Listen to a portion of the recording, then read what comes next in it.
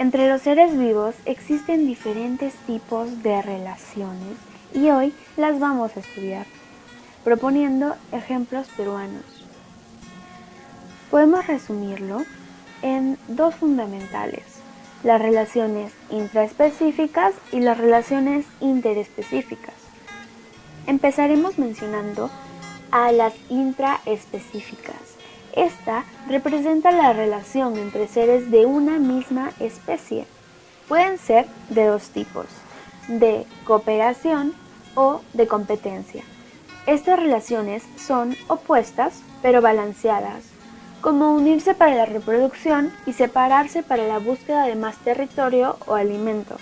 Mencionando en primer lugar a la cooperación dentro de una población, agregaría que ésta facilita funciones que serían difíciles de realizar si los individuos viviesen aislados. Y seguimos bifurcando el tema, pues dentro de la cooperación se menciona la familiar, en donde se establecen relaciones de reproducción y de cuidado. Las hay de 5 tipos: la monógama, un macho, una hembra y sus crías, como por ejemplo la mayoría de aves; la polígama, un macho, varias hembras y sus crías, como por ejemplo los ciervos o los leones; la matriarcal, una hembra con sus crías, un ejemplo claro sería en los arácnidos; la patriarcal, un padre con sus crías; y la filial, formada tan solo por los hijos que son abandonados por los padres, por ejemplo, la mayoría de pescados e insectos. ¿Sabías que se estima que el 90% de las especies de aves son monógamas? Al menos en teoría. Existen historias de amor entre las especies aladas que contienen más drama que la telenovela promedio. Además, pruebas genéticas revelaron que los machos y las hembras de una de las especies de rana venenosa del Perú se mantienen completamente fieles. Es el primer anfibio monógamo descubierto. Entonces, un ejemplo peruano tenemos al pingüino de Humboldt y la rana venenosa que encontramos en Perú. Seguimos con la cooperación dentro de las poblaciones y mencionamos a las coloniales. Se unen físicamente para formar colonias o grupos, pues esta forma por individuos originados por reproducción asexual a partir de un progenitor común. Los individuos que la integran están unidos físicamente. Existen dos tipos: las homomorfas, cuando los individuos integrantes de la colonia son iguales. Un ejemplo sería el coral rojo común, como ven en imágenes. Y las heteromorfas, cuando los individuos son diferentes. Por ejemplo, la carabela portuguesa, como vemos en imágenes. Comenzamos con las gregarias. Esta hace que los individuos vivan en común durante un periodo de tiempo más o menos largo con el fin de ayudarse mutuamente. Por ejemplo, la obtención de alimento, la protección ante depredadores o para la orientación durante las migraciones. Un ejemplo sería una bandada de gaviotas andinas que migran. La estatal está formada por un grupo de individuos jerarquizados entre sí, creando una dependencia tan estrecha que ningún individuo podría sobrevivir aislado. Estos individuos suelen ser distintos anatómicamente y fisiológicamente. Se produce una división del trabajo. Los individuos que lo forman dependen unos de otros para sobrevivir. Un claro ejemplo son las abejas. ¿Sabías que en total existen unas 250.000 colmenas en Perú? La mayoría están dedicadas a la producción de miel, esto según un censo en el 2012. Luego seguimos con la competencia. Se produce cuando algún elemento no existe en cantidad suficiente, así que para satisfacer las necesidades de los diferentes individuos, estos entre ellos establecen una competencia. Por ejemplo, podríamos enumerar el agua, la luz, o algo típico sería el alimento. Cuando no hay, se da una lucha entre individuos y es feroz, como ven en las imágenes. El ejemplo sería leones que habitan en la selva peruana. La territorialidad. Se utiliza señales específicas para marcar un territorio, como sonidos, olores, etc. Por norma, generalmente los animales marcan un territorio para establecer su zona de reproducción o alimento. Por ejemplo, los perros, los osos, los tigres y otras especies de cánidos marcan con orina y heces. Algo más específico serían los osos de anteojos, que tienen lugar en los Andes tropicales. Con esto terminamos las relaciones intraespecíficas y llegamos a la conclusión de que las ya mencionadas son importantes para que una especie prevalezca ante cualquier amenaza que surja con el tiempo y para que manejen su vida tal y como la conocemos. Entonces, ahora hablaremos sobre las relaciones interespecíficas. Esta relación se da entre individuos de distintas especies. Se presentan cuando una especie influye de determinada manera en la vida de otra. Se puede resumir en 3 tipos. Las de competencia, que tienen un efecto negativo para ambas partes. Las de beneficio, en donde o gana algo al menos uno o ganan ambos individuos. Y las de depredación, que afecta de manera negativa a uno solo o a ambos sujetos. Si hablamos de la competencia, nos referimos a cuando dos especies compiten por el mismo recurso. Mencionamos también 2 tipos de esta. La de explotación.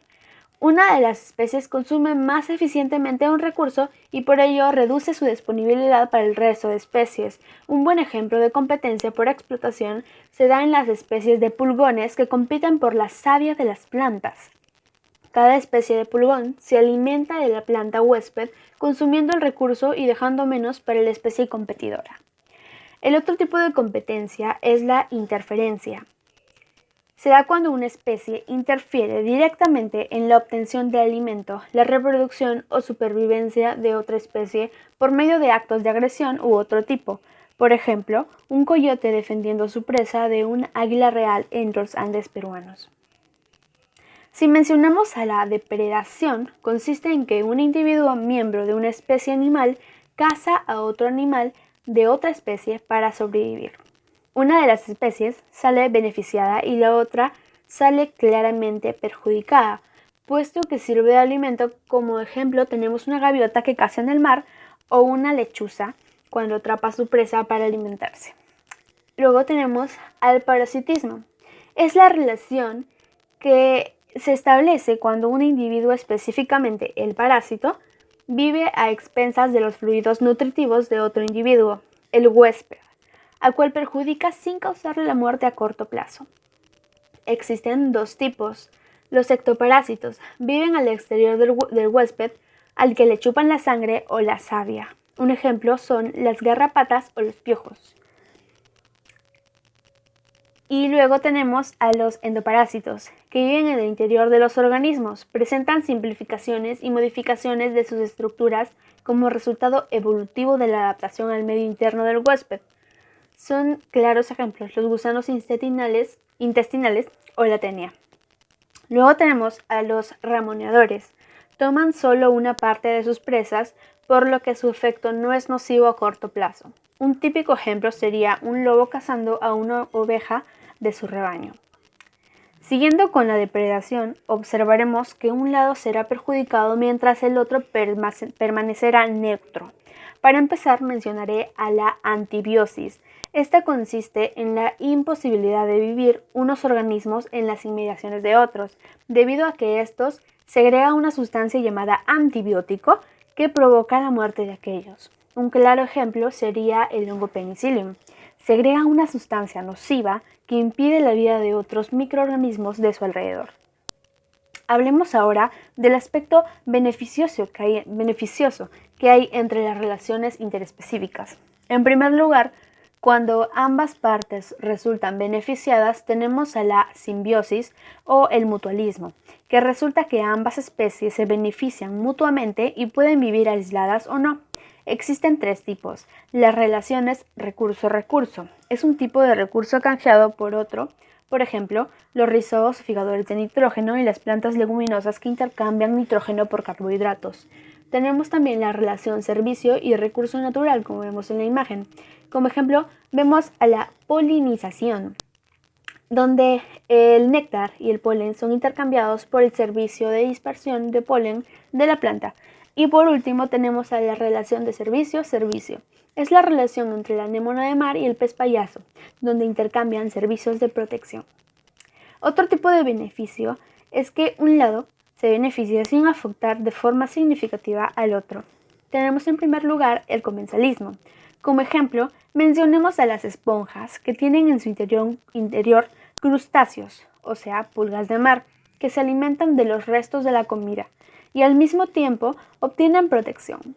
O como los carroñeros que siguen a los animales de caza, pero esperan hasta que el primero termine de comer, como en la imagen.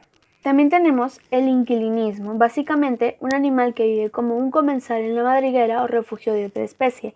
Por ejemplo, algunos organismos tales como insectos pueden vivir en las madrigueras de ratones. Ahora mencionemos también la foresis. Los individuos de una especie utilizan a la otra como un medio de transporte o movimiento, por ejemplo, la rémora sobre el tiburón. Luego tenemos a la tanatocresis. Un organismo utiliza los recursos de otro para su propio beneficio, como ejemplo, el cangrejo ermitaño, como vemos en imagen. Por último presentamos a la epibiosis, que representa a un organismo sésil que vive encima de otro ser vivo. Este debe ser por definición inofensivo para su anfitrión, como vemos en imagen. Podemos concluir en que todas estas relaciones son muy importantes, como ya mencioné, para ver la vida como la conocemos entre los animales y no solamente entre ellos, sino también nosotros. Muchas gracias.